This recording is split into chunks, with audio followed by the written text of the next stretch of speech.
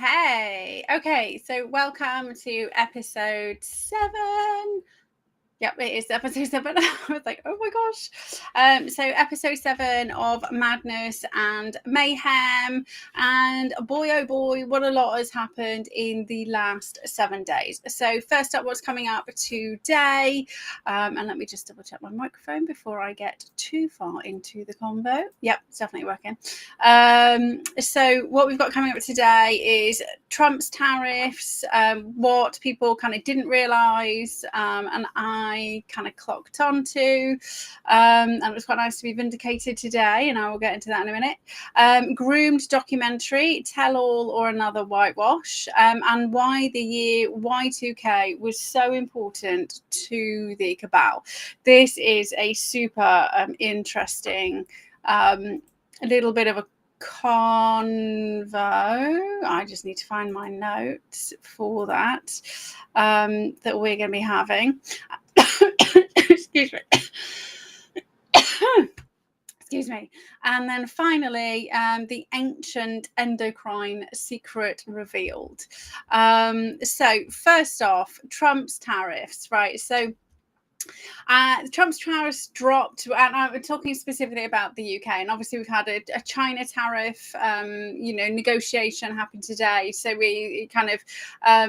China are now doing what they're supposed to be doing, but so I'm talking about the UK stuff. So they dropped, and there was just loads and loads of hype about the deal. Starmer, a historic deal, Trump, a historic deal, and nobody was like talking about what was in this historic deal, right? The people would just and then obviously straight away chlorinated chicken. We're going to be able, but we'll all be eating chicken in a tin can. And I was like, okay, so this is obviously distracting us from something, right?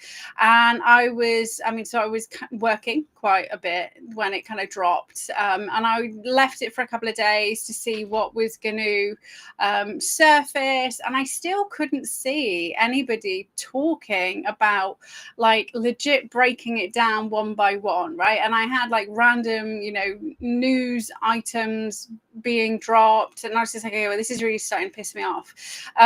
So I went to Grok, and I was just like, okay, look, you need to tell me. And I was like, put it in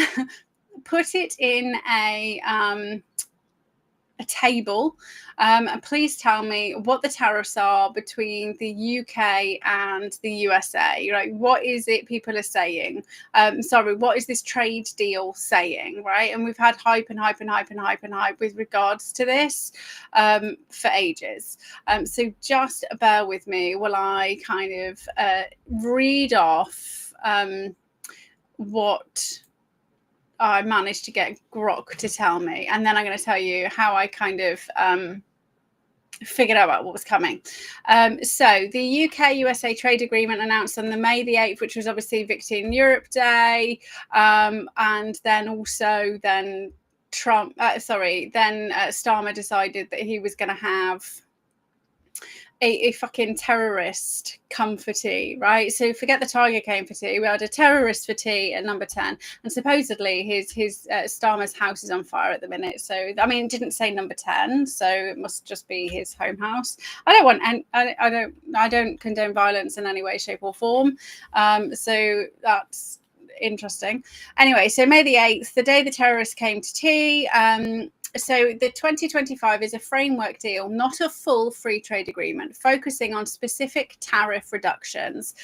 So Trump's tariffs were like a badass move, right? He like all the dickheads were like, oh my God, America's going to collapse. He's an idiot. Like he literally put tariffs on everybody and was just like holding all the cards and said, if you want to deal with the USA, if you want less terrorists, you're going to have to do what I say, right? That's yes, there was a shock, and yes, people are struggling because of it, but it was the most, big balls of steel move was to just get everybody to capitulate one after the other, because and giving America the opportunity to single-handedly wrestle back control from places like China and Taiwan and all the, which is, bad controlled cabal-led deals now kind of get controlled. And I don't agree with the USA being in complete control of the world at all. However, right now we know that all the countries are corrupt, right? So this is to force them to stop being cunts, basically. So it's saying it's a framework deal, not a full free trade agreement, focusing on specific tariff reductions. So it seems likely that the deal benefits UK car, steel, and aluminium industries by cutting tariffs, but many goods still face 10% US tariff. So researchers suggest US agricultural exports like beef and ethanol will see significant market access gains through, though this raises concerns for UK farmers. So the evidence leans towards ongoing negotiations for pharmaceuticals and digital trade, with some controversy over food standards and US tech taxes. So the UK-USA trade agreement announced just yesterday on March the 8th, 2025, aims to strengthen economic ties, but it's not a comprehensive free trade deal. It focuses on reducing tariffs for specific goods and addressing trade barriers, with both countries claiming benefits. However, the deal has sparked debate, with critics arguing in favour of one side and leaves key issues unresolved. So it absolutely does favour the USA. Kind of. I mean, it does, because I mean, it was Trump who's done it. So he's putting America first, right? And I believe every country should put their country first, right? We in the UK do have expertise in some things, but Starmer's just they're trying to destroy the UK, so obviously they're not going to come with anything useful. Anyway, so the deal includes tariff cuts on UK cars to 10% for up to 100,000 vehicles, steel and aluminium, while removing tariffs on ethanol and increasing US beef quotas in the UK. And that's what everybody was freaking out about, right? Was the beef quotas in the UK. So it also commits to streamlining customs and maintaining high standards in intellectual property. Excuse me, my computer's beeped because it always does weird stuff. Fuck's sake. Okay. It just closes stuff and things pop up while I'm trying to talk to you guys. It doesn't happen any other time. So it also commits to streamlining customs and maintaining high standards in intellectual property and labour. However, many goods still face a 10% US tariff, and further negotiations are needed for pharmaceutical and digital trade. We've just had pharmaceutical, his world, his announcement today on pharmaceuticals, and I saw that coming, right? I literally was saying what happened today was going to happen as soon as I actually got hold of what the actual agreement was. So implications for the UK and US. For the UK, the deal could save jobs in key industries, but raises concerns about competition from US agricultural products, especially given maintained food standards against hormone-treated meat. So for the US, it opens new markets for farmers, particularly in beef and ethanol, but some US automakers feel disadvantaged compared to UK competitors. I don't know why, because we don't have a car industry. It has been pretty much wiped out. So the ongoing talks suggest more changes ahead, with potential impacts on both economies. So basically, what the deal was. So it's an estimated 148 billion, right, deal between the UK and the USA. So 9 billion with regards to UK car exports to the US. So this is Jaguar Land Rover specifically, which is now no longer under threat. And Jaguar Land Rover have been talking about pulling out of the UK for the last couple of years, right? So that's the last main, the last kind of big car manufacturing in the UK, and they were going. So, Trump saved Jaguar Land Rover, right, by that deal. UK steel and aluminium exports, so 700 million, derivatives 2.2 billion, so 5% of UK exports to the US. So what this did, and this is what people didn't notice, I say people, is people weren't talking about, right? People just not paying attention to what was actually going on with regards to UK steel. So, and we mentioned steel, right? I was speaking about this with regards to them pretending that they were saving the steel industry by nationalising, but actually it was China through the back door, that they've actually let China completely destroy our steel industry. So Trump blocked China from taking over UK steel. That's what that deal's about, is stopping China having UK steel. So Sheffield Steel used to be like world renowned, and then China started flooding and it was cheaper. And so, I mean, our steel industry has been like slowly declining. And when you have shit steel, you have shit items that are built from it. So what we've also seen off the back of this is it was supposed to be a huge wind turbine, offshore wind turbine farm, which was going to be kind of like UK steel plus China, that is now stalled. And if you've been following Trump, he hates wind turbines, right? They kill the birds. It does kill the birds. It also kills the whales and all of that stuff. Like they are so dangerous for the climate. So that's what steel did, right? That's what people aren't talking about, is it blocked China coming into UK steel through the back door. So then UK pharmaceutical exports, right? 6.6 billion to the US and 4 billion to the UK, right? So as soon as I read that, I was like, oh, that's interesting, because USA always pays loads more. In his first term, he completely like reduced the amount of money that people were paying on their medications, right? As soon as he got ousted, everybody's medical bills went through the roof. They're paying like thousands and thousands of pounds, and hundreds of pounds for paracetamol. And we can get it in our shops for like 16p. So as soon as I saw that, I was like, that's good. He's going to be taking our getting our cheap stuff. And also, let's not forget, he did also do a historic deal with India. Loads of drugs are manufactured in India, right? So that's UK and India pharmaceuticals, which enables his historic kind of announcement today with regards to the fact that USA no longer going to be paying over the odds. But also, what I would hazard a guess, because the NHS also pays horrifically large amounts of money for their drugs, and this is why the NHS pushes you.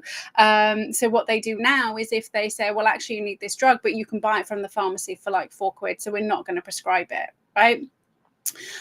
So now we also get an opportunity to get drugs direct, cheap, and then the NHS should hopefully no longer be forced to buy over the counter and over the odds. And that was a deal done by Tony Blair, right? Locking the NHS into this, like, we've seen all like USAID, all of these quangos, all of these NGOs, all of these external organizations in control of services that we, the taxpayer, pay for, that actually have no control over.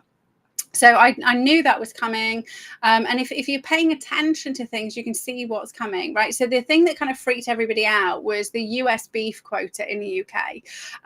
So talking about, so the beef is coming in, but actually our beef is also being exported. So this is key. Like, we don't have to buy it. I mean, if we do get chlorinated chicken, just don't fucking buy it. Like, nobody's asking you to buy it. Like, look what happened to Arla, right? Arla decided, well, the British public got wind of the fact that they were going to put anti-fertile drugs into cows' milk, right, into Arla, right? And then within weeks, 100 jobs were laid off. They've had to close a factory. Arla's now struggling, and I said that's bad because they're a cooperative of farmers, right? So there's lots of dairy farmers that are now struggling because of what Arla did, right? But we have power. And FYI, you guys in the USA, that Bovaer has been in your cows for like the last few years, right? And then also there's all the antibiotics and hormones pumped into. So don't buy American, right? So the same as we get lots of New Zealand lamb, right? Don't buy the New Zealand lamb, buy the Welsh lamb, buy the British beef, right? So what's really good about this deal is that America will be getting access to non-hormonal beef, right? And our farmers will be able to export, right? So our farmers have been really struggling because of all the fucking all the shit the EU have been doing with blocking our food going into the EU, right? So they make it extremely difficult for us to export anything into the EU because they've been pushing us back into the EU. So now we don't need to, right? We can just, it's fuck the EU, right? So our farmers can survive, our steel industry can survive, the pharmaceutical companies that aren't completely insane and evil will be able to survive. And there are some good pharmaceutical companies. So, you know, we kind of like hark back to AstraZeneca, right? Oxford AstraZeneca. The reason why they were vilified right at the beginning is because they made one vaccine, they made it normal in the normal way. Said you need this one vaccine, you'll be fine, and they refused to charge for it and sell it, right? So they actually honored the agreement where the government gave them money to make the vaccine. They made the vaccine and they refused to sell it. So they were forced to capitulate to the pharma cabal, and they were forced to, and they did that by everybody saying that, you know, AstraZeneca is the bad one, right? But also, you know, the huge AstraZeneca factories in India. So you've got to be paying attention to where Trump is making these kind of deals and what he's doing first and what he's doing next. So it's not just that we're going to be getting USA beef, and yes, we may do, but just don't fucking eat it. And then US ethanol export. So over 700 million increase. You know, it is going to be exported. So it was obvious that the USA was going to get the pharmaceuticals and no longer be beholden to the companies that have literally crippled people in the last few years. So it was quite nice to see that this morning, that it was announced today. So when did I write that? So yeah, that was the 9th of May. And then I wrote that on the 8th of May at 7 o'clock on the 8th of May, right? And then on the 9th of May, it became announced that US beef hormone treated food will not enter the UK. So the other thing about so USA beef cannot be sold in the UK, and this is why I was getting really annoyed with everybody going on and on and on and on. Like, we're going to have chlorinated chicken and all. Like, we have really high food standards, which is why our McDonald's, when it's not, you know, Soylent Green style or hormonal teenagers who keep jacking off in it, and that happens a lot, right? That is disgusting, but it happens a lot. I don't know whether it's happening anymore, and it used to happen quite frequently at the McDonald's near me, right? So it happened. Anyway, so the meat's meat, right? Because we have trading standards. So remember the horse meat scandal? It got found out in the UK, right? Because they do routine tests on food to find out whether it's real food. This is why the shady takeaways get found out for selling snake, which you're not allowed in the UK. So I was getting really frustrated with everybody like going on and on and on, like we're having to eat hormonal beef because you can't sell that shit in the UK. Bearing in mind we have just, you know, said it's okay to do the fake meat, right? We are leading the way with the fake meat because, you know, Starmer, that's what he did last year. But real food, we already have really stringent standards. So why is this amazing? Well, one, it means that the USA are going to get access to good food straight off, right? Good beef straight off. But also, in order for the USA farmers to be able to export to the UK, is their standards will have to change. So the welfare standards will have to change. The quality of the meat with regards to what you're pumping into the beef will have to change. So yes, it means that we will get access to good USA beef, but it means that USA people will get access to good USA beef, right? So that's the payoff. And people are missing what's like how he is actually solving so many of the problems through these tariff deals, right? So I reckon we absolutely will need to be paying attention to the tariffs, to the deals, and then we can start figuring out what's actually going on. But it was really nice to see the historic pharmaceutical deal this morning. I was like, oh, there we go. So, but it was, I'm not, I've got no like intelligence ties at all whatsoever. It's just paying attention, right? It's paying attention to what people are saying is happening, and then just ignoring them. And I'm happy to say that I'm absolutely loving Grok's help. Right, genuinely loving Grok's help, because he's able to, and he's always going to be he is able to kind of like pull information from all over and then put it in a clear table for me. Right, the speed at which that can happen, but you still have to use your own knowledge, right? You still have to sometimes challenge him and be like, but I've seen this here, right? So always direct him. It's like all the AI is at the moment, right, is a more efficient and intuitive search engine, but also one that can help you evolve ideas, right? So I'm loving having conversations with Grok as I go through these like giant fucking books, because I'm able to pull information from other books, from elsewhere, from PubMed, from scientific journals that I've read. We're 2025. So I went to university in 2007. Right? If there's no way I can go back to some of those, like I can't even find those journals or those bits of information or that information that I know, right? I know that I know because I've read this and I've used this and I've researched this before. So it's really helping with that. And I highly recommend, it's a great way to figure out whether what you're being fed is bullshit, whether that's from, mainstream media or whether that's from, ooh, that's really bright. Let me just change that. That was painful on my eyes.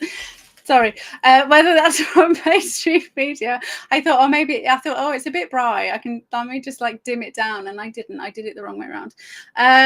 Whether it's from mainstream media or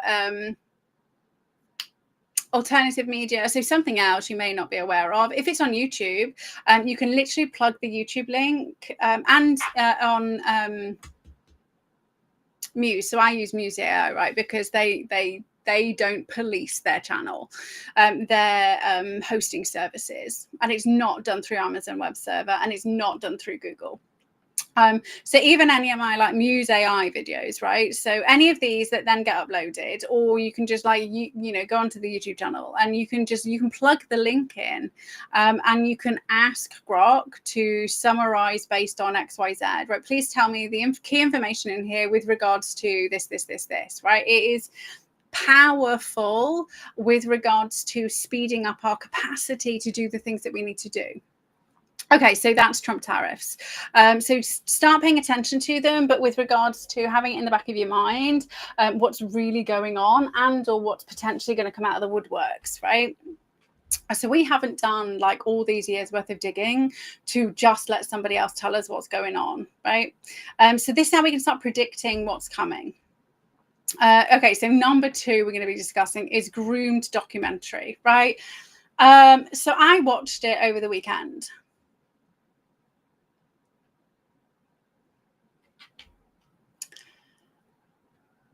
In my personal opinion, it was a whitewash. It was on Channel 4, right? So it was on Channel 4, which is a publicly funded broadcaster. So when you pay your TV license, money goes to the BBC and money goes to Channel 4.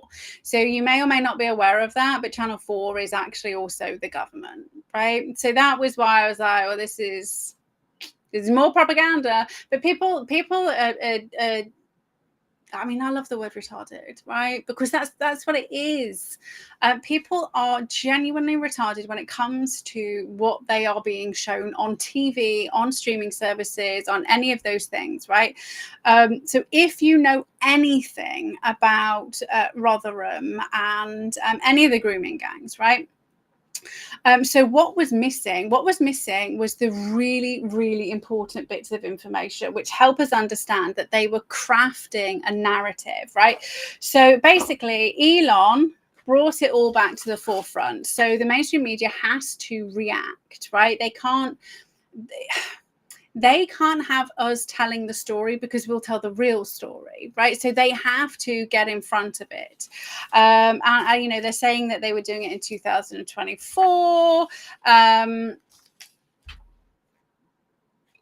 Bearing in mind, of course, so what was going on in 2024? We had the election. We had everybody going on about Starmer covering up for Jimmy Savile. We had everybody talking about the fact that the Labour councils and Labour MPs have been covering up from the grooming gangs, right? So it was already in the works that they were going to be writing the story that is then told and thought about the grooming gangs, right? Because they have to. So again, this is like an envelope. So these are my notes.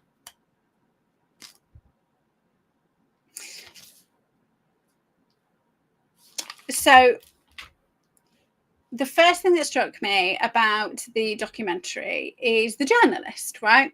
Who was saying pretty much, woe is me, right? 30 years on, I'm having to come back to talk about the same thing that I was talking about 30 years ago.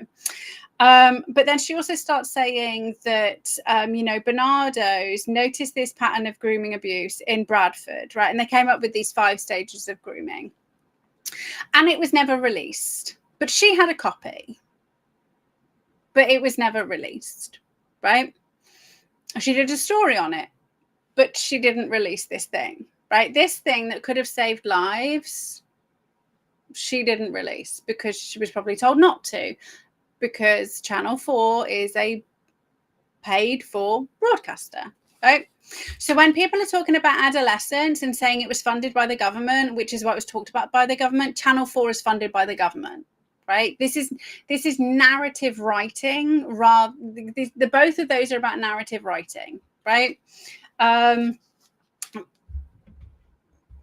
You've got to hold everything to the same standard. You can't pick and fucking choose. Just because you agree with the grooming and you don't agree with adolescence doesn't mean you can then say, oh, well, this was state funded, and you're not talking about the fact that so is groomed, right? This is why it's you're being bullshitted and you're buying it.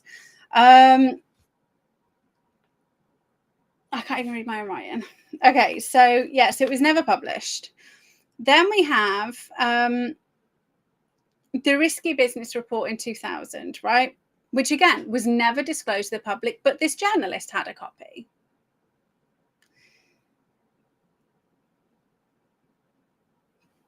So again, right? So the media are as complicit in covering this up, right? So the media is the organizations that we rely on in order to give us information, tell us what's going on, and to hold the government to account. But they didn't. But also, if we go back to the Franklin scandal, right? And we go back to the documentary that was being done by Granada TV, so which then became ITV, the Granada TV documentary on the Franklin scandal that was literally about to air, and the plug was pulled. And then Granada TV was bought by David Cameron's family or his wife's family, and Granada TV kind of ceased to exist, and that disappeared, right? So this is how, and then, you know, obviously he got rewarded with then being the next PM. So I'm not saying that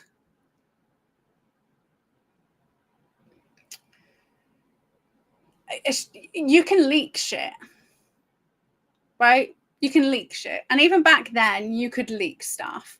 And in the year 2000, there was the internet, right? There was the dot-com bubble. There was the internet. There was an opportunity for people to leak this information, right? And if you couldn't release it on Channel 4, you can accidentally leave it on a fucking bus like the spies do all the time, right? When we have a Whitehall leak, it's because it's been done on purpose to make somebody else look bad, right? So do I agree with the fact that this journalist is creating this narrative that she's disappointed she's had to come back to this because nothing's being done, when she had information that was pertinent to the public. This is based on what she was saying. She said she had a copy of these things. Risky Business, that's Jane Seymour. She said she had this thing, and it was never released to the public, right? So the council shut it down. So fucking get it out there, right? Leak it to a journalist. There was Operation Augusta, and especially as we had like Maggie Oliver was speaking out, right, in 2004. So at what point do you not go, wait a minute, I'm going to get in touch with Maggie Oliver and see if I can get this information out, right? There was police chiefs who were speaking out, who then got removed, right? So there was a police chief in I'm pretty sure it was a superintendent who was speaking out about the satanic stuff, and he got removed, right? So there are people who have been helping and attempting to help, who like, let's pass this fucking information, right?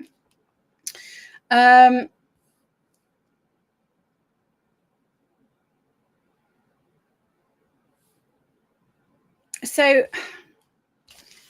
what wasn't disclosed, right? What wasn't disclosed was the fact that, so they mentioned Telford and they mentioned Operation Chalice. What wasn't disclosed was the fact that Operation Chalice was going to use the brand new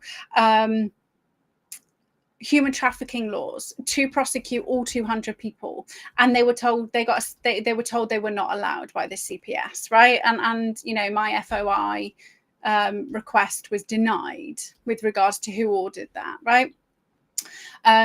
Also my request with regards to the Met, the recent one, I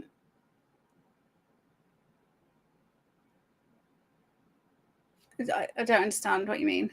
So the recent one with regards to who says it's okay to allow children to be abused, as part of, you know, who decided who's allowed children to be abused. They haven't responded, right? So I've got to wait another 7 days and then I can like escalate it, because they haven't even responded to it.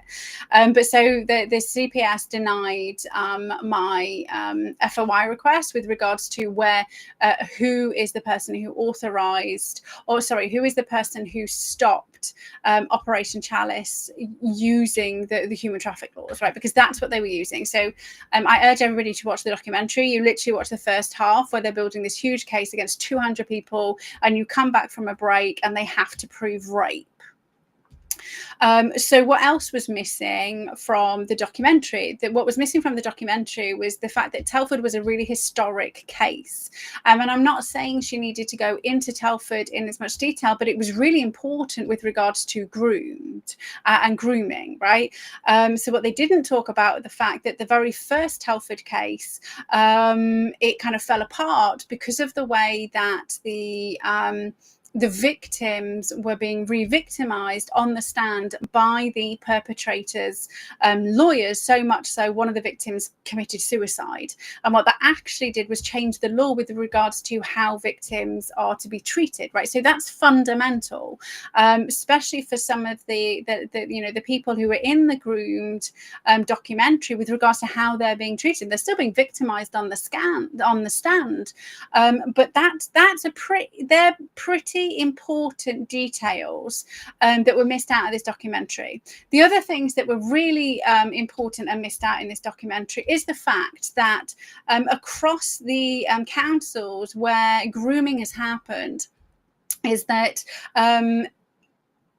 members of councils across all of them, like across all of the places, like the big places, so, you know, Rotherham, Manchester, Oldham, well, yeah, they're still kind of ignoring Oldham, Telford, so all of the big places where the kind of major investigations were done, which were left out of the kind of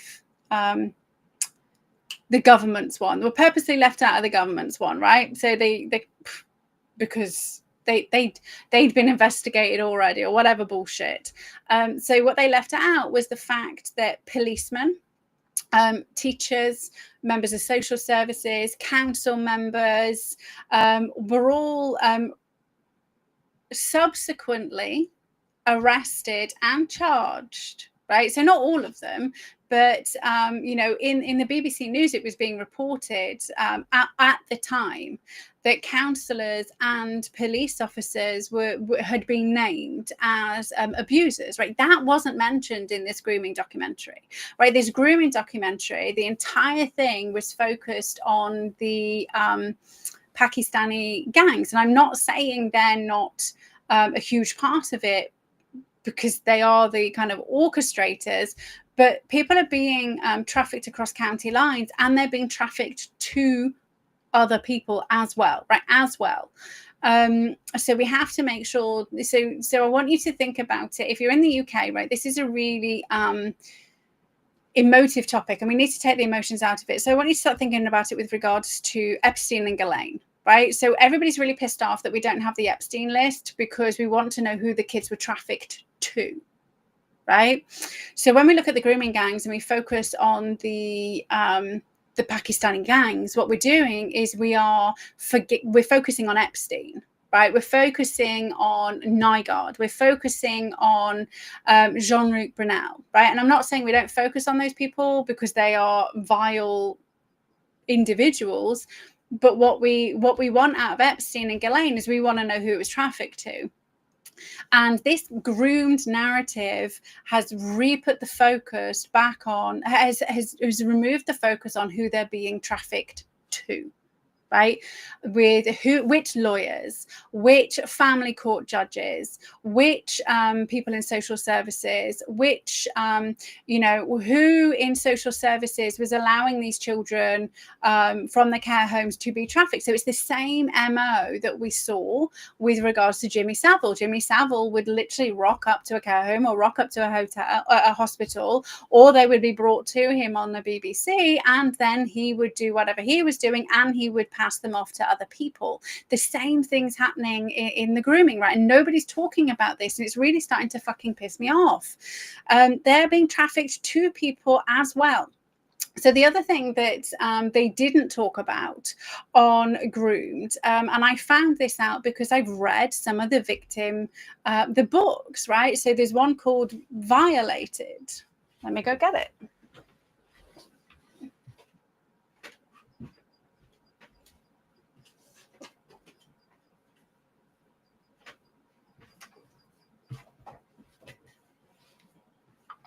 Right, so this one,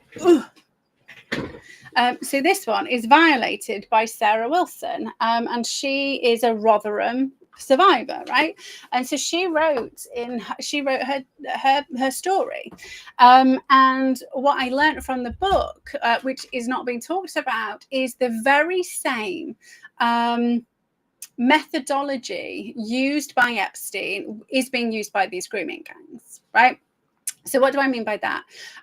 Is that they will say, bring a friend, right? Bring a friend and you don't have to. And it was touched on, but not properly, right? So what they do is they get other people to recruit. And that's exactly what was happening with Epstein. It's exactly what happens with regards to,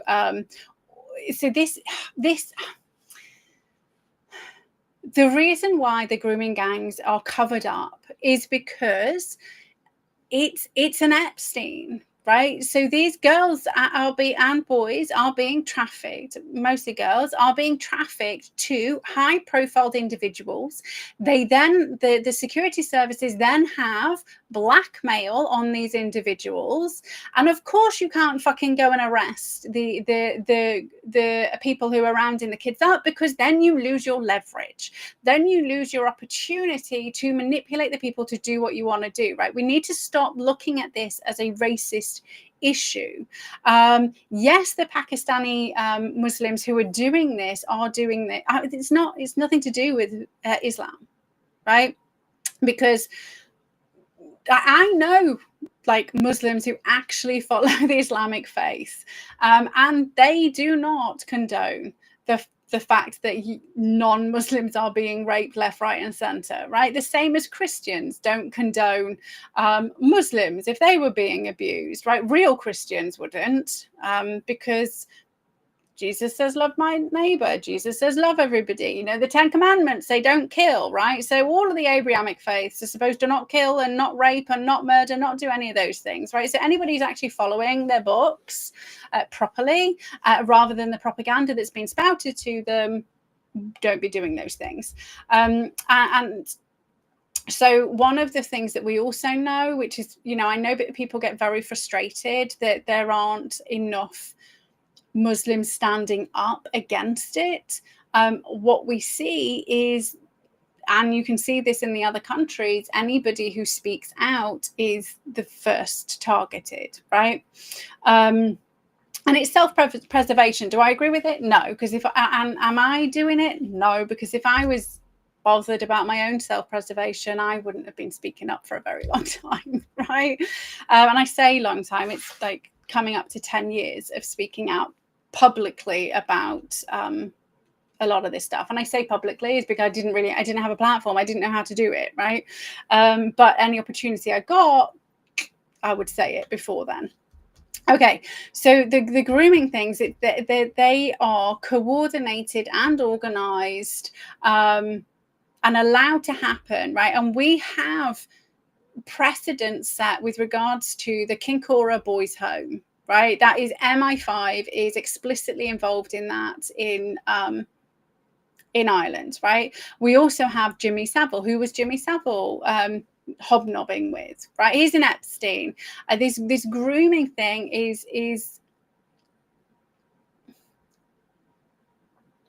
they're Epsteins, right? It's not about sick little boys will do what sick little boys want to do, right? And if you are funding them by allowing them to generate an income with regards to selling drugs and selling children and guns, so you know, people aren't talking about the guns that change hands, right? These are coordinated criminal enterprises, and young children, little girls being trafficked across county lines is just part of it. The other thing that and this is why I know that it's being specifically designed to push the racist agenda behind it, and also to rile up the far right. I've never met a far righter. Thankfully, I've never met anybody. I'm not far right at all whatsoever. And I just need to repeat myself again. You know, Nazis are not right. National Socialist Party, like they're left, they're just not communist left, right? Let's make sure that we're actually talking about things in reality. Hitler was not a capitalist in any way, shape, or form. He nationalized everything. Starmer is a Nazi. He's a socialist, right? I mean, actually, he's more of a communist, but anyway. Okay, so the other reason why I know that they were pushing it is to push the civil war, right? So we talk about what are their plans, civil war, is because they didn't mention one of the main reasons that it was actually looked at is because it's not just little white girls that they were doing this to, is they were also doing this to the Sikh population. Right. And it was the Sikh community that started speaking up really loudly, and they couldn't be shut up because they were a minority. Right. So when I say it, I'm racist. When the Sikhs say it, they had to listen. And again, that wasn't mentioned in this documentary at all whatsoever. So the fact that the historic precedents were set with regards to how victims are treated on stand, the historic precedents that were set with regards to CPS shutting down police investigations and demanding police forces use different you are not allowed to use this law. Like, that's literally what happened. That wasn't mentioned. The Sikh community wasn't mentioned. Now, am I diminishing the experiences of these girls? Not at all. In any way, shape, or form. I think they are extremely brave for speaking out, particularly as a lot of them still live in the same areas, right? And the fact that the people that they, most of the people who were convicted are out already, and were out in like, sweetheart deals. They were out in like 18 months, right? And for those of you who don't know, in Telford, it was happening in the chip shop around the corner from where I lived where I grew up. And I had first-hand experience of white women and girls being assaulted for being white. Right. So this is why I've been talking about this for a very long time. So while me, my brother, and my little sister were at the park, so how old was I? 2007. Not 2000, 1997. So secondary school, like late primary school, like 11, 12. My little sister me and my brother were held back. My little sister was pinned to the ground at the age of 6 or 7, and they pissed all over her, right? And we had plastered across our park, white people go home, fuck you white people, death to white people. We had the only reason our house was never kind of broken into was because we had dogs, right? But so it's the fact that you tried to say to people, well, I was a victim of racist being spat on, being chased down the street, while I was working in the off license at like 18, 19, we had like fireworks pushed through the door because we were white, right? So when people talk about campaigns of racist violence and automatically assume because I'm white, I've never experienced it, you're the fucking racist. I mean, I shared what I get sent, right? Like somebody hoped I died, but I thought it was hilarious because I kind of put it at the end, like, have a nice day or whatever it was. It was just like ludicrous. Like, I don't care. Like, there's like 8.5 billion people in the world. Not everybody's gonna like me. That's fine because it means I don't have to like everybody else. But to automatically assume that you don't get racist abuse because you're white is just ludicrous. So the other thing that I discovered while I was and I read this book a couple of years ago, I also actually have the entire J report and all the Rotherham investigations. I have them all printed out and I've read them cover to cover. And it's taxis that get used. And so then we've just had the Labour councillor who was saying you need to have CCTV in the taxis. And she got ousted for being a fucking racist, right? That's like literally right now, despite the fact the J report was saying it is unlicensed taxi drivers. I have been in a taxi. Hey, Pan. I have been in a taxi. It's just me and Matt. When we were first together, so 20 odd years ago. So I would have been in my early 20s. Me and Matt were coming back from Ironbridge, and the taxi driver locked us in. He refused to let us out. Then Matt got out of the taxi. Matt was kind of kicking off. Matt got out of the taxi and he sped off while I was still in the taxi. Right. So when people talk, like, I look back on my fucking near misses, knowing what was going on. So the other thing, talking about the fact that they were Epstein's, right? So you bring your friend and you don't have to go through this thing. Like the girl opposite me, 100% was groomed. 100% was groomed, right? She was plied with drugs and she was my friend. So I went around the house and I met all of these people, right? Little white girl with blonde hair.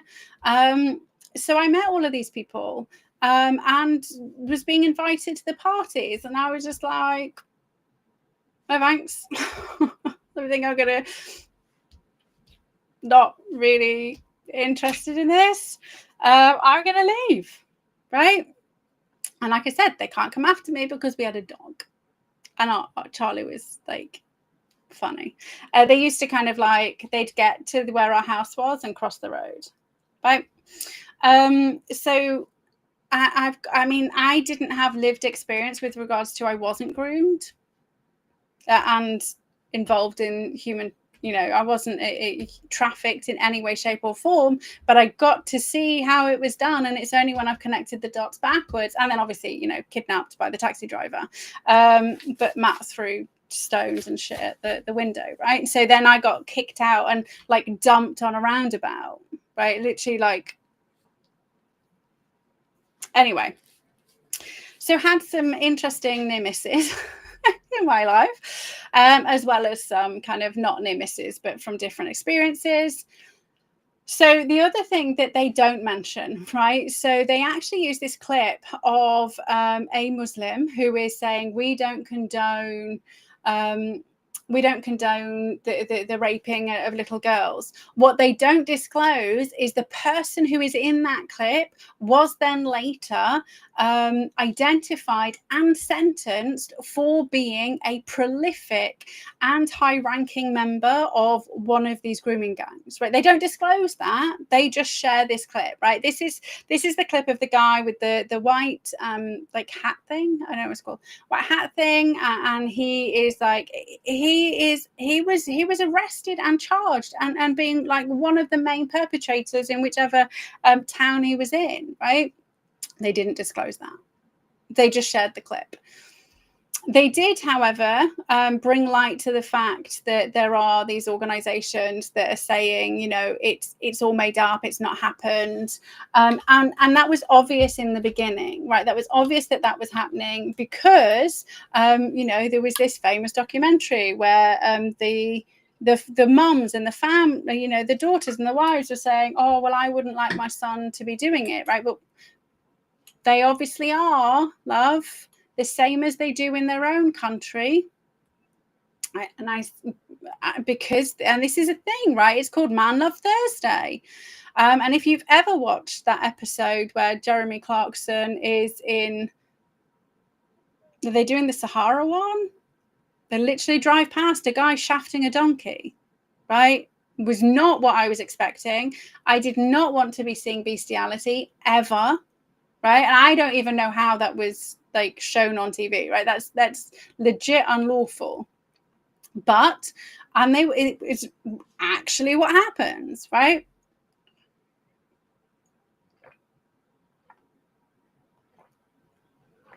What they can't do in their own country is do it to little girls. So that's where they have to do it to little boys. And so then the cycle of violence perpetuates. Right. So they are the easy target.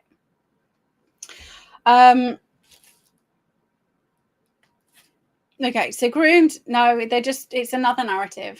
If you really want to know what's going on, then I urge you to buy like the actual books written by the victims.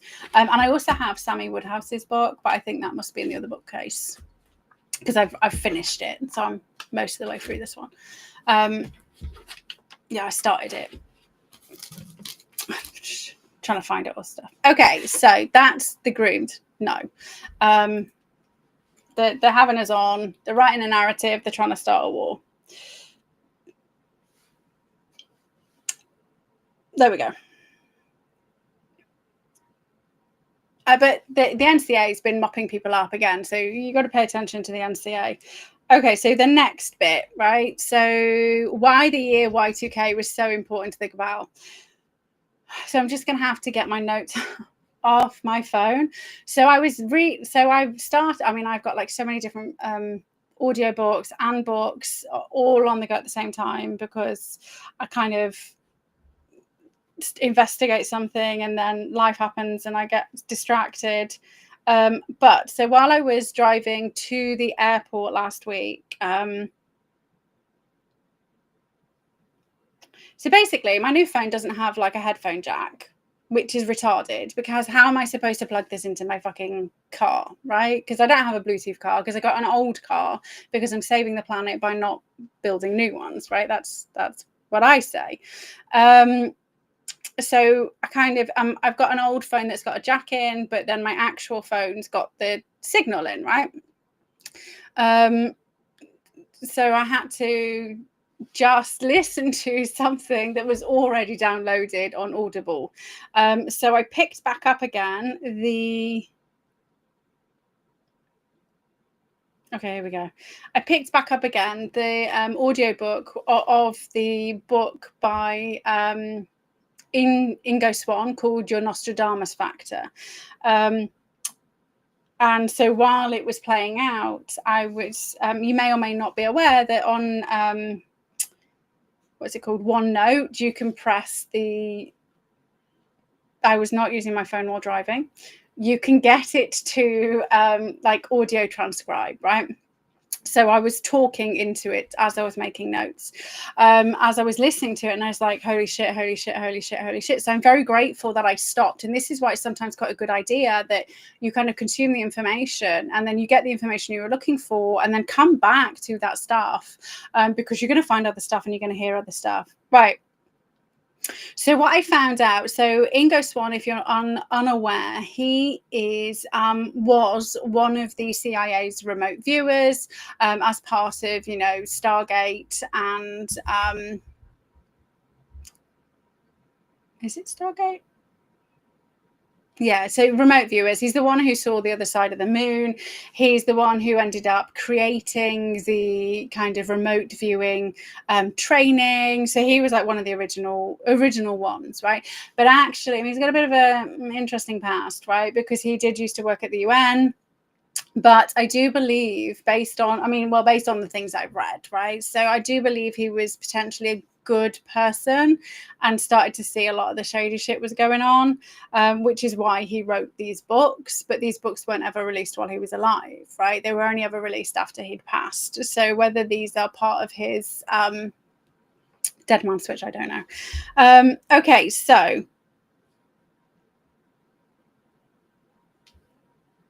here's my notes. So I'm just going to try and break them down. So basically, it was talking about the 1980s. So he's talking the where I am in the audiobook, he's kind of talking about how you can use astrology to predict the rise and falls of empires, because it's not just people who have an astrological chart, because it's about the energy of when something was created, right? And so he was looking into the world. So he did America, he kind of tracked it. He was kind of talking through how we can use astrology. So what he was talking about specifically is and this is why this is really interesting. So this book was written in the 1980s. Yeah, it was. It was written early 1980s. So this is a long time ago. And he was talking about the fact that we have the Pluto planet, Libra, Scorpion, and Sagittarius children are born, right? So Pluto has 12-year and 22-year human years, like seasons, through the star signs, because it's like oval. So it's got a fast season and a slow season. And what that does is the three generations that kind of, so human generations end up being Pluto, Libra, Scorpio, and Sagittarius, that are kind of all born 70s, 80s, and 90s. So these are, the generation that are actually kind of, waging this war against the New World Order, right? So again, this was written in the 1980s. So what we see now is it's the women of the generations, pretty much, who has been the most vocal, because the men are all watching football. I need to do some forgiveness. I obviously need to do some more forgiveness work on that. But so these generations, so this is what he was predicting, right? This is so when I get into this, you're going to be like, holy fuck. Okay, so what you're saying is the Libra, Scorpio, and Sagittarius generation were destined to completely destroy the New World Order, right? So what he was talking about from what he was uncovering was that these three generations, and traditionally throughout history, once you get these Pluto generation, Libra, Scorpio, and Sagittarius, is the complete destruction of the previous world order, right? So obviously the New World Order was trying to be brought in, and they were like planting the seeds, and they were talking about it. And I mean, they were talking about it since like the early 1900s. So it wasn't just they've all of a sudden they've said it. Like they if you bought, I bought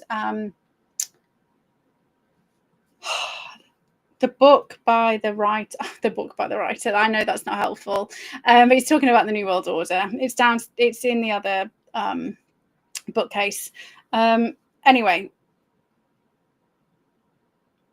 Okay, so this is why, right? So the 1980s is quite interesting because that coincides with when Ra books talk about a huge influx of wanderers. So 1980s is really important. I spoke about 1980s before, but it's 70s, 80s, and 90s because these generations were the generations that were going to completely destroy the old world order and remake the world based on the future, and completely destroy this whole haves versus have-nots, level the playing field, right? So that was predicted based on the astrology.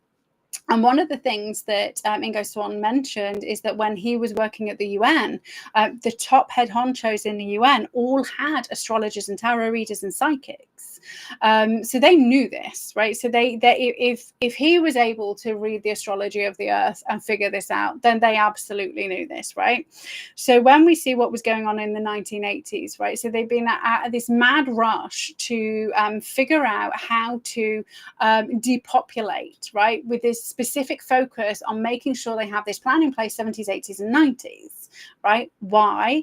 Because what was actually planned was the sheer volume of the Libra, Scorpio, and Sagittarius is there would be no stopping us, right? So this is where we are struggling, is they have been so effective at reducing the population, and not just through early deaths, but like a lack of births. And remember, I said before that when he was in the 1980s, he was the population growth expectation was by the year 2000 there would be 10 billion people on the planet, right? So we're now 2025 and we've only got 8.5 billion.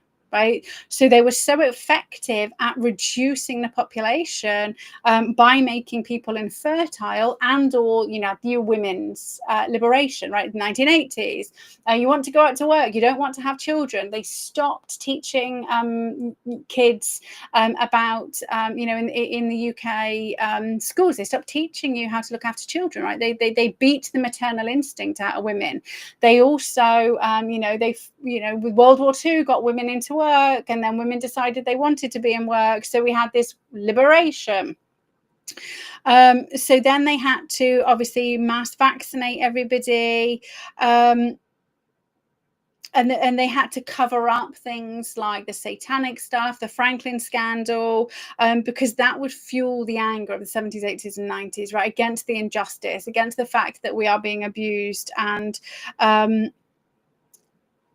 non-stop. So then we had, so the year 2000 was set to be the kickoff, right? Because that's what Savali said, right? Savali said the year 2000 is when they are like, the plan is coming into play in full force, right? And we saw that by forcing everybody to pay attention to a threat. So 2001 World Trade Centers, that's why it had to be done then. Right, because what you're at that time, so 2000, the people, the Libra, Scorpio, and Sagittarius generation are now turning into adults, right? So that's when we become dangerous, when we're adults, when we're in the living world, when we're seeing what's going on. So they have to distract us, right? Distract us. Then we had the weapons of mass destruction, then we had swine flu, we had the economic crash. So all of those things were in place to make sure that everybody was subservient by 2012, right? 2012 was the beginning of the harvest. We also know that the timelines merged. There was that actual there was the two black holes kind of, so that's legit. I was talking about timelines. It's like, oh yeah, kind of woo-woo, legit two solar events where two kind of wormholes collapsed into each other, right? So they had to have everything done by 2012, not just because of the harvest, but because Looking Glass is unable to see anything 2012 to 2046. Right, so there was blank, right? So they had no idea what was going on, right? So what else happened in 2012? Trump said he was running for office for the first time. What else happened in 2012? We had Operation U-Tree, right? That was a pushback. That was a pushback by the cabal. And that's because I watched that one after. So in order for these things to happen, right, they had to get rid of the church and destroy Christianity because they had to force people into materialism. So that's what we saw. They had so that people were so busy working, they're not paying attention to what's going on, right? It enables them to try to change the laws without us realizing. They thought as being materialistic. So you get rid of the church, you make people materialistic. They think that's going to keep you distracted. We have the Hollywood propaganda, pushing, we had the Beatles, like all of these things have been built to control and distract and distract and distract. We stopped having prayer in school while I was at school, right? So we used to have prayer. We used to have, so how do you do that? Well, you bring in other faiths and you say it's unfair, right? And the more I kind of look into this stuff and the creation of the English, Protestant church, I think history's been rewritten about Henry VIII. So now, do I think he was a good person because he went beheading people? No. But did he take the Catholic Church out of it? Yes. So that's a pushback against Rome being in control, right? So that, but then obviously we then had Mary, we had Bloody Mary, and then we had Elizabeth, and then we then had James VI, who was Catholic, right? So we've had, we talk about the War of the Roses, but actually we've had our monarchs pushing back until they just keep capitulating. So in my opinion, like the reason why we had the influx of wanderers in the 80s is because they'd been so successful, the earth was becoming negatively polarized, right? And so the wanderers are on the Confederation front. So when people talk about it being a spiritual war, people aren't paying attention to what's really going on. Like it's literal, you talk about good and evil, but it's do you choose good or do you not choose good? But it had to, that's what he calls them, the Phoenix generations. That's what Pluto, Libra, Scorpio, and Sagittarius is known as, is the Phoenix generations. They're the ones who will recreate. So you had the kind of 1960s and kind of freedom marches, but though that generation traditionally never manages to kind of make it happen. They plant the seeds, right? But they're not the ones who make it happen. It's our generation that makes it happen. Now, those who are of my generation, so the 1980s, they're the Scorpios. And I'm Scorpio, right? So sun sign Scorpio and Pluto Scorpio. They're the ones who are going to get violent, right? And so this is why they push the race stuff, right? Because they want civil war. So they've got a backup plan. But they need us distracted and war with each other. So I genuinely believe the Rosicrucians figured out that 2012 would be the crunch time, which is why they started releasing all the information in 1920s. It's also why the Catholic Church revised the Bible in the late 1800s. So you see, they revised the Bible in the late 1800s, then the Rosicrucians pushed back. So this is what's going on, and people just aren't seeing it. Like good and bad are if you stand back and you look at what's really been going on, you can see it, right? Germany obviously was the test bed. Oh shit, I found more information about that today.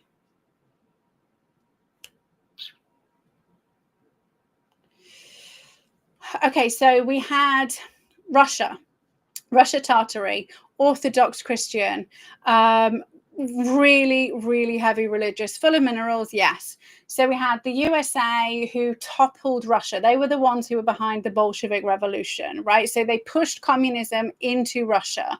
So then they have to At the same time, they kind of create the Treaty of Versailles. It's literally 1917, 1918.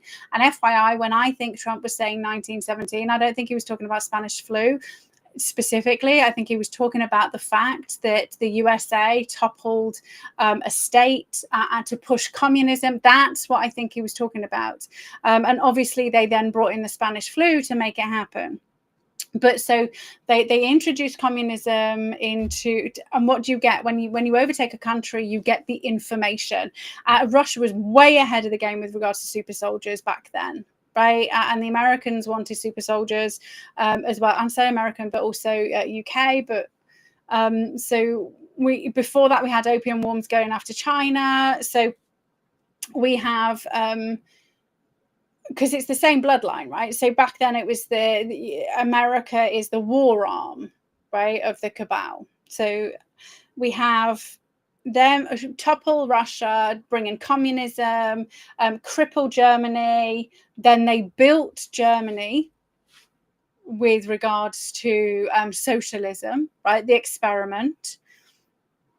So that they could see how effective they are at manipulating an isolated population, right? So how they wanted to see how effective they are. And obviously the plan was to then, Hitler was never really in control. He was an ideologue who had been in prison, who wrote a book, and there's he didn't even write the book or whatever. Anyway, so... And it's the same people who were involved in the Fed. So this is what I've got. They created the Fed, control America. America manipulates and maneuvers World War II, pre-World War II. So we had, Wall Street. I just put Wall Street. So I had to try and remember what I was saying because it was speaking it.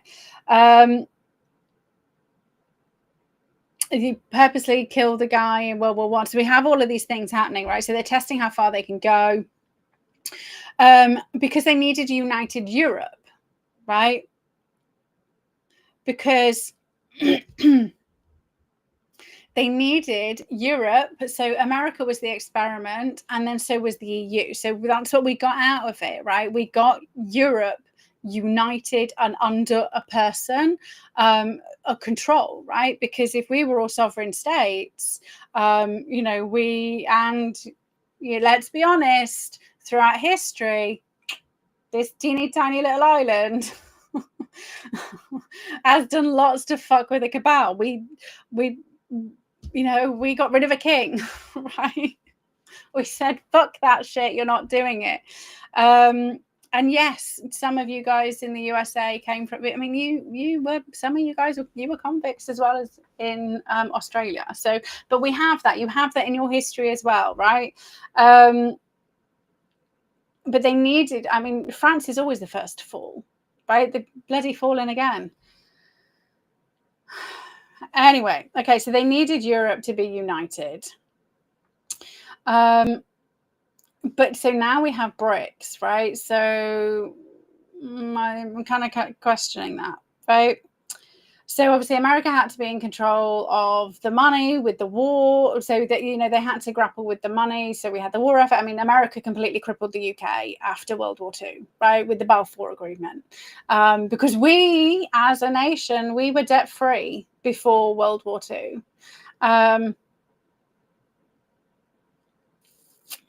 So we obviously started with smallpox, which is mid-1850s, and then they kind of saw how far they went. They realized they had to control the media. So 1909, and I spoke about this before, they had the very first media fair in London where they invited all the pharmaceutical companies. It was, run by GlaxoSmithKline and MI6, literally ran this fair where all the journalists came. So you talk about CIA and Project Mockingbird.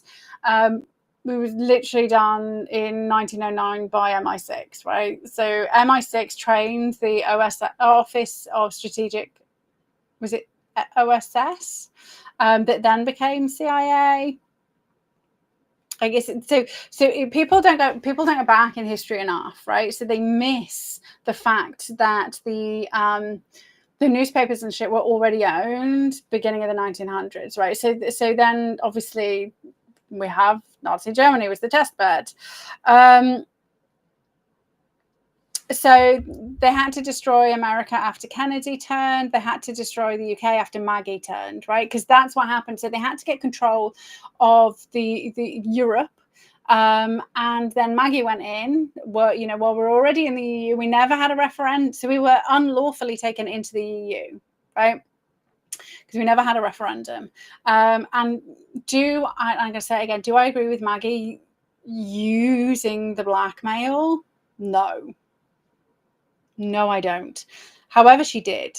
And she got the shit that we didn't have to do under her, that Tony Blair went in and reversed the lot, right? We had all of these, where we didn't have, fucking cunt, that boy.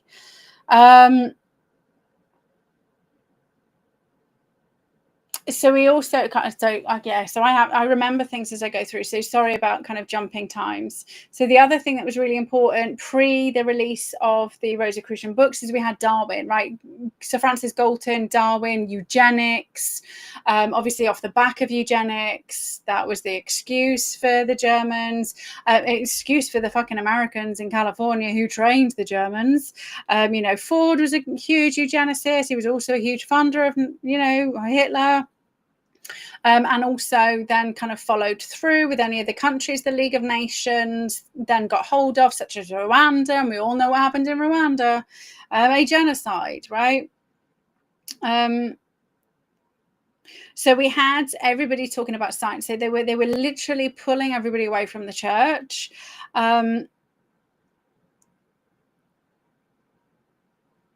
Flame, that was so Stargate and Grill Flame.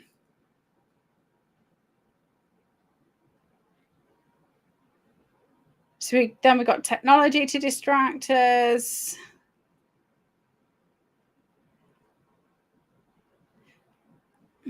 So materialism started to rise in 1870, right? So smallpox 1850-ish. So it's the same pattern, right? So then they just came around again. So we had the after World War II, we had all the convenience. You now can get a washing machine or a vax, and then you can go out to work. It's the same fucking playbook over and over and over and over again. We had the Wall Street crash where they did a mass money land grab, right? This is what Trump is avoiding. Well, kind of, maybe. And all of that money paid for the Nazi Party.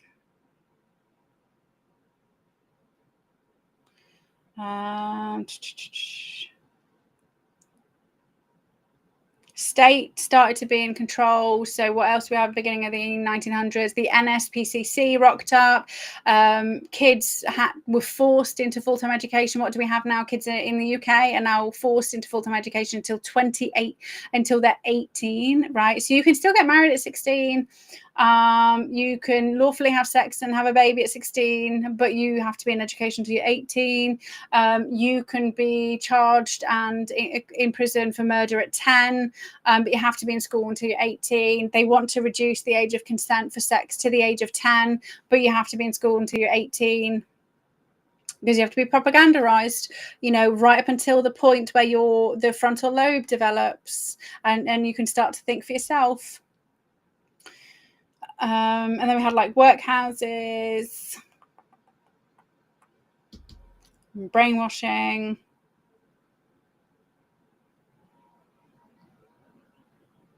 Okay.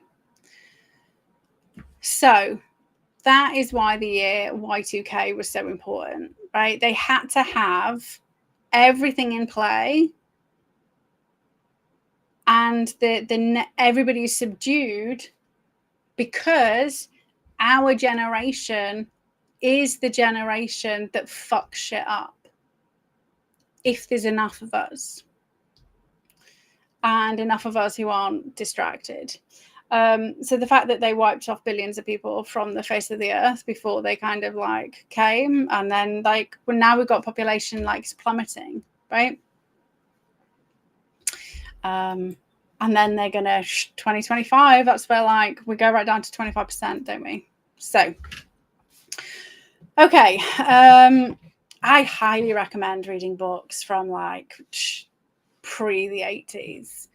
They are really insightful with regards to being able to predict what's coming next, because they actually talk through the things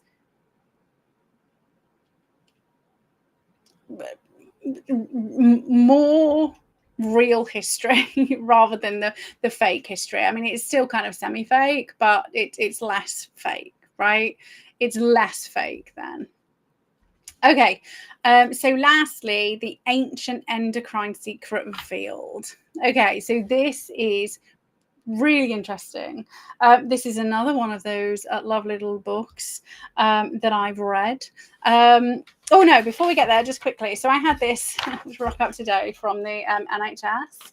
And one thing I found, so this is about like, you need to get your screening, right? So I don't go ever. I mean, I was considering it to check whether I do still have the cancer cells, but I think I just fuck it. No thanks, because what they use to test the cancer cells, they actually swipe with something that causes it. So, because I couldn't work out how anyway.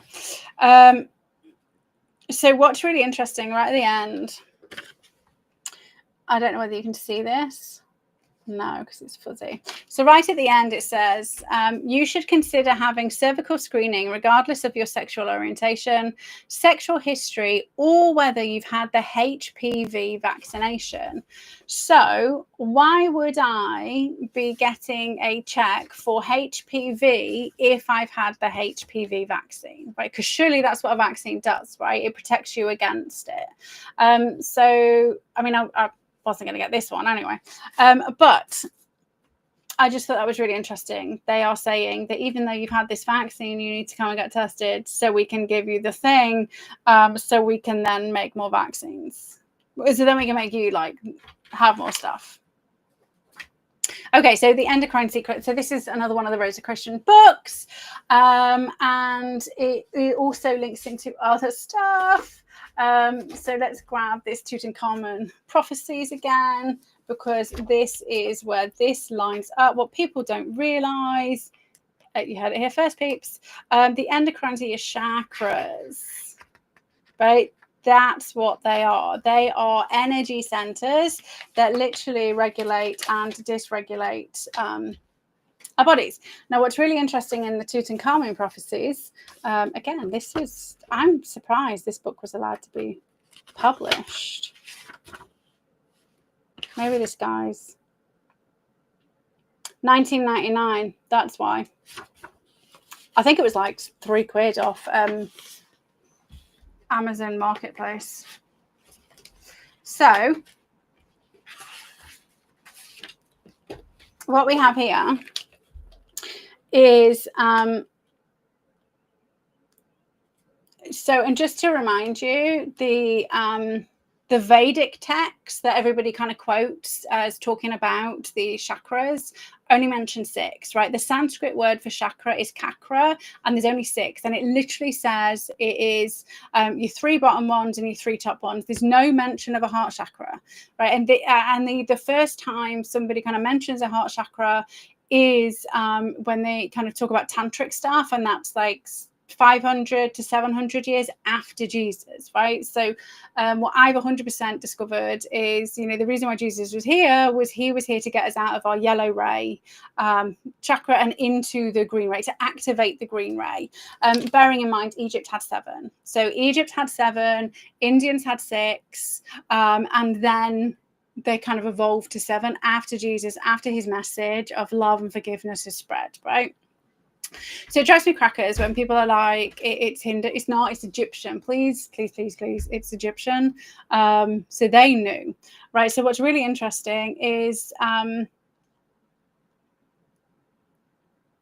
so each chakra has a specific number of petals, and these actually line up to the electrochemical capabilities of the endocrine centers.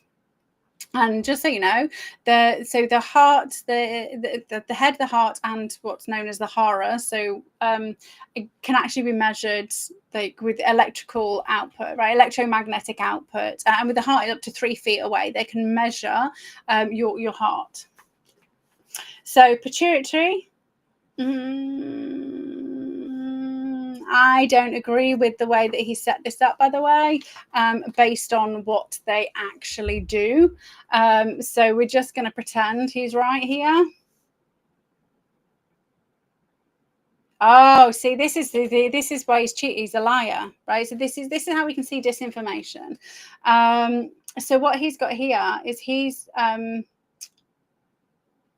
got the thymus as the heart, right? The thymus doesn't have anything to do with emotion. That is your immune system. That is on while you are a child, and it starts to get kind of turned off when you get older. This is why you have like the white blood cells you create as a child are all the ones you're going to get. When the thymus gets turned off, then your sex organs kind of come into play. The thymus isn't the heart. The thyroid is the heart chakra. The pineal gland is, he's got this all the wrong way around. He's got the pituitary as he's a liar. He's a liar. So the pituitary gland has a unique link to your nose, right? So the actual throat chakra is on the end of your nose. It's not here. Like, so if you read what the Sanskrit word for chakra means, it tells you exactly where the chakras are. It's on your nose, which is why the pituitary is your nose, right? And this is important. So he's just making shit up, but he's kind of linked it to the petals, and I was about to say, hey, look, this is really good, but it's not. It's just, this guy's bullshitting. Anyway. So yes, the pineal is the third eye, and your pineal, by the way, actually has the same cells that you have in your retina, right? It literally has like eye cells. But your pituitary gland is your they call it the throat chakra, right? But it's when you breathe through your nose, it activates it. So it can't be your fucking crown chakra. Idiots. So your thyroid is your heart. Oh, where's my book? Is it? Oh, it's here. It is here. I don't want to tell you the wrong things.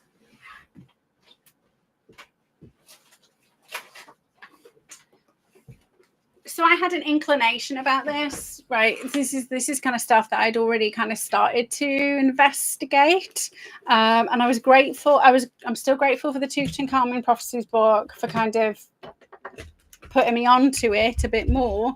But it's a shame he's just telling porkies and making shit up. And I know he's telling porkies and making shit up because he's using the same words for chakra that is peddled in the mainstream media. And FYI, if you actually look at the Sanskrit word for what they have as the heart chakra, it just doesn't mean heart, right? Because it isn't. It isn't. It was tacked on afterwards, and I would say probably tacked on afterwards because it's all about control. Okay, so where we got with the adrenal? Here we go. So pineal. So obviously they calcify it.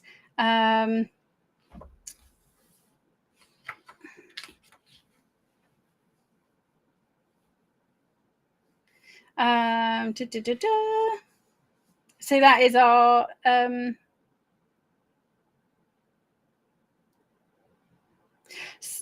so obviously it is triggered by the sun, not sun, and it converts serotonin into melatonin.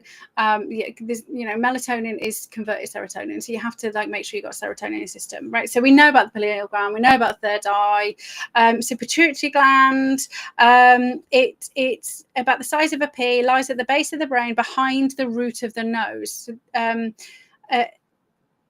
It can never be the crown chakra, but so that's what pituitary gland is responsible for your schnotzcumber.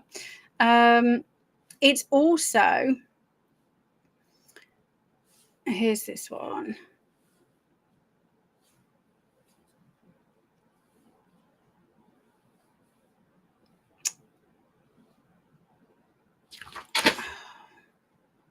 Okay, so it has a balancing power over sex and creative force. That's the line I was looking for. Okay, so this is important, right? So your sex organs, you know, they are the ones that are life-giving, creative, right? That's your root chakra. They're the ones that create in the material world. So the pituitary controls and balances, right? So if you want to speak something into existence, you need to have both your sex organs and your throat chakra. We're going to call it the throat chakra, your nose chakra, because that's your breathing. That's the breath of life. That's the Holy Ghost. That's the spirit, right? It's breath, it's air. And this is why they do specific nose-based breathing exercises. Is that's what you do, is you are triggering your pituitary gland. It controls sleep. It's the gland of continued effort. So the thyroid, this is why this is the heart, right? So when we look at what things do, so what happens is people will read this and be like, oh yeah, I'm going to peddle this information because this makes sense, right? And they don't go, wait a minute, but that doesn't make sense because that's not what those things do, right? So what does the heart chakra do? It emanates and projects its emotion, right? Pineal gland's got nothing to do with emotion.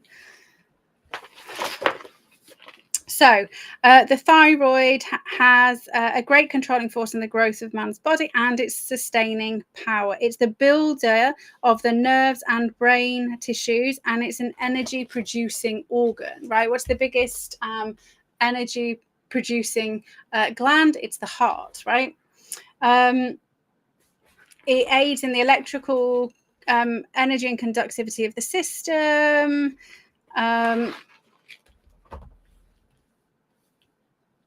Okay, here's this is really like phenomenal, right? So bearing in mind, this book was in 1937. So sometimes they're like, we're not quite sure what this thing does, but yeah, I've looked into, you know, well, what does science now say? This is why grok can be quite useful. But actually, I'd already kind of looked into the glands a couple of years ago. But then I'm grateful for this book because this is bringing in the like, and this is the spiritual side of it. This is what we discovered, Rosicrucian with their secret information. So if you feed a thyroid to a newt, if you feed a newt a thyroid, it transforms it into a salamander. Right, so it takes it from a water animal to a land animal just by feeding it a thyroid. Tadpoles will not develop into frogs if their thyroids are cut away, but the evolvement of tadpoles into frogs can be hastened by feeding of the thyroid substance. I mean, that's just fucking insane. Like this is the kind of weird experiments people do on animals that then the Nazis were kind of doing on people, right? It's the development it's necessary for the development of a higher conscious and psychic powers, right? And so then you can be thinking, okay, well, really that should be a brain one, but it isn't a brain one because where is it? It's the emotion one. You can't so third eye is also like psychic power, right? But the reason why your thyroid is important with regards to psychic powers is because it is where the iodine comes from, and the iron, and this is where we get electric energy and conductivity of the system, and phosphorus for the nerve and the brain centers, and then it says arsenic for the skin. So I need to kind of like, I only finished this book earlier on today, so but it links the sex glands and the brain, right? So this is the center.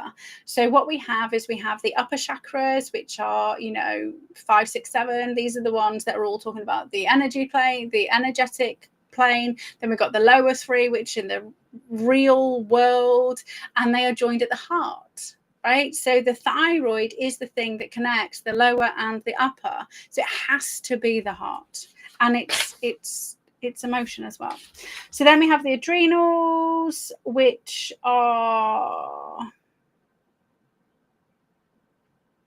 They get their energy from the thyroid and the iodine. If you take them out, you die. So let's not die. Let's not take them out.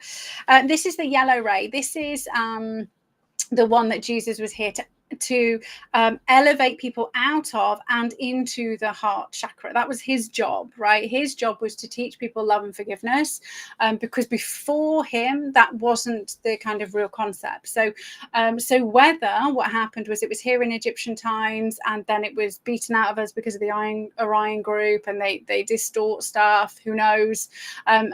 Jesus had to come back, possibly, but he was here to teach us love and forgiveness, to elevate us out of the material world that we got pushed back into, right? So this is the same fucking plan over and over and over and over and over and over again. So that's all about law of self-preservation. The gonads, the sex glands, they are obviously, we know what they do. So then we have the thymus, right? This is the one that takes us through puberty, and it's quite interesting because when you look at where when you actually look at where the chakras are, actually, I can do that right now because I can read it off to you. Is there not located? This is one of the things that when I was looking at, so if somebody says something to me, I'm like, well, where did you get that from? Right? Well, why do you say that? Where did you get that from? Is what I want to know. And when I actually just looked into, well, where does it say the chakras are X, Y, Z? Where did this come from? What I found is what they were saying was not true, right? So you're telling me it comes from this, but that doesn't say that. This is not there. So where has it come from? And so then you look back and back and back and back. And for those of you who are on my Telegram, you'll remember this, me going, holy shit, there's only 6. Chakra chart. There we go. Week 6. I've just got to backtrack.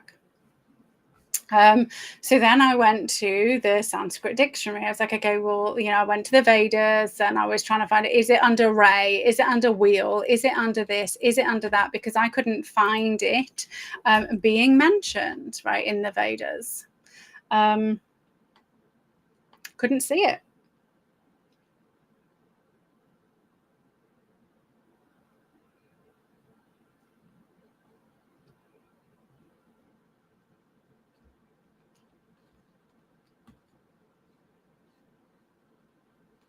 Where's my picture?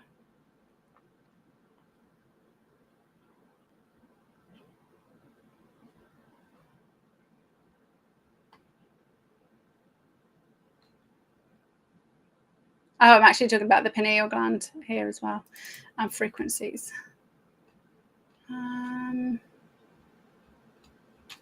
Must be when I'm talking about chakra medication. So you do have to bear with me, guys. I've got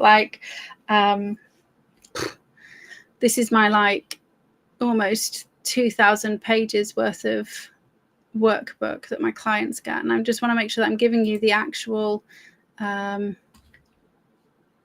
truth, because we're not perpetual. And I can't remember off the top of my head because I wrote it 4 years ago, and I don't kind of talk through this shit with them. I give them the book and we just do healing work together, and they have to go and read and educate themselves.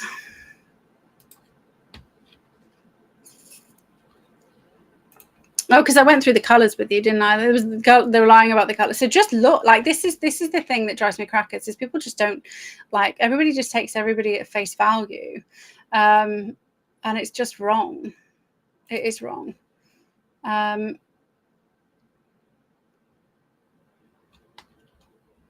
Okay, so the crown is the fontanelle, so that's obviously the bit that's not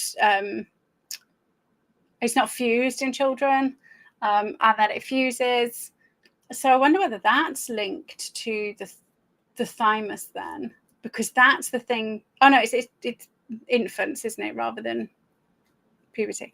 Okay, so third eye is the hollow between the frontals, and this is literally what the chakra when you look at the word chakra, it literally says wheel or disc, 6 in number, and it lists the names of the 6, and then it tells you explicitly where they are, right? This is where this information came from. So the third eye is the hollow between the frontal sinuses. The throat is the root of the nose, which is obviously the pituitary gland. Heart's not mentioned, but that's obviously around the heart, right? So thymus? No, it isn't. Anyway, so I'm still kind of this is like still churning in my mind. So the solar plexus is like right on the, it's like up here, right? What we see is, and the solar plexus is the pit of the stomach. The sacral is the umbilical region.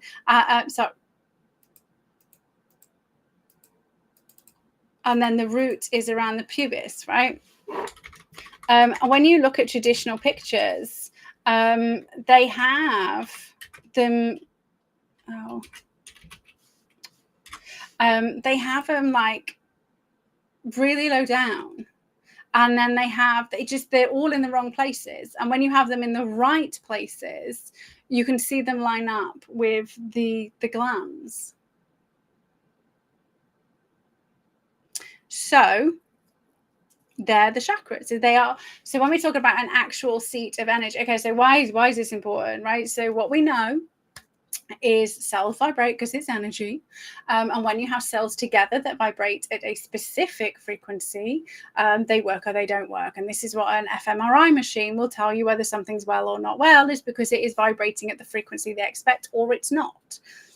So when your chakras, your endocrine glands, are vibrating at the right frequency, you're then able to do the things that you need to do.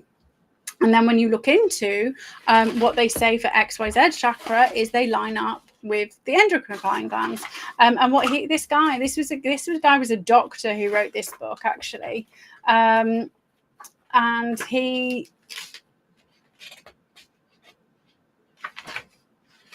oh yeah, your thyroid's in.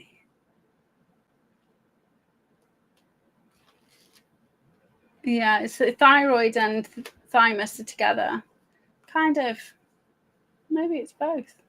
Maybe they're missing one. I have to have a little look. But so, like I said, I'm only just kind of digging, so you can see it when I see it. But he was literally going into the fact that you can tell what's wrong with somebody based on the way that they're behaving. So they call it the personality, right? So this is your individual personality comes through thyroid or endocrine, your endocrine functioning. And he actually goes to say, criminals shouldn't be locked up. They are, they're doing what they're doing because they've got an imbalance in their endocrine glands. And this is always this is the predictable pattern. Fascinating stuff. So, but we know and they were doing lots of experiments with feeding people pits of pituitary glands. And I say, and actual people were being kind of, I don't want to eat gland. I'm just going to throw that out there. But I'm really hot now. It's really hot and stuffy in here. Okay, so your endocrine glands are your chakras. Everybody's lying to you with regards to where they are for a fucking start, and what they are, because even this book is lying.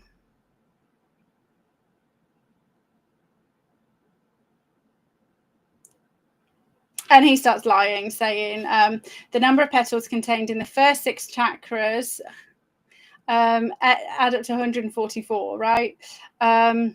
So then when you multiply by the 7th, you get the 144, right? So they're trying to, so this is being done to try and say that when somebody's got all 7 chakras, they're the 144 100 people who's in the Bible, who are supposed to be saving the world. Like, this is anything that sets somebody above somebody else is about elitism, is about Orion influence. So why it annoys me that people lie all the time. It drives me crackers. So you have to filter it out. You have to filter it out. So we have been on here quite a long time. Thank you very much for joining.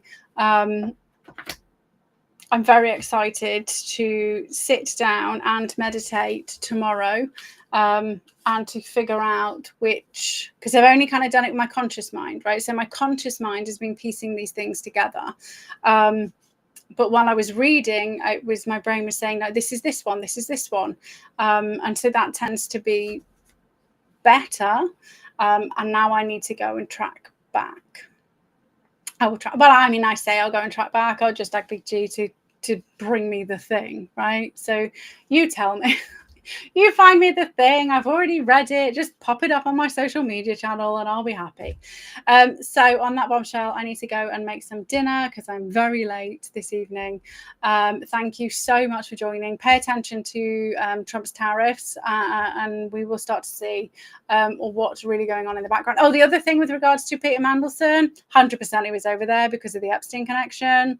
He did not look happy, right? He looked very uncomfortable in that room. And you don't look very uncomfortable if you're in control. So have an amazing evening and I'll see you next week. Bye for now.